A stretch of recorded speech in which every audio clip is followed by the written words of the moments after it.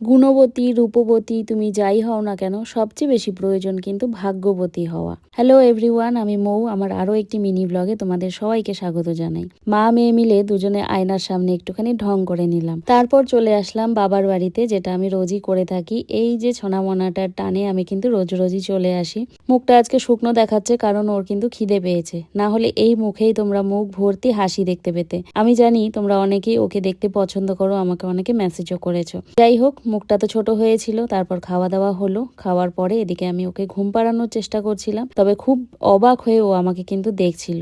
আসলে সারাটা দিন তো আমাকে দেখে না, এই সন্ধ্যের পর থেকেই একটুখানি দেখে, তাই ওর পক্ষে আমাকে চেনাটা একটুখানি কঠিন হয়ে যাচ্ছে।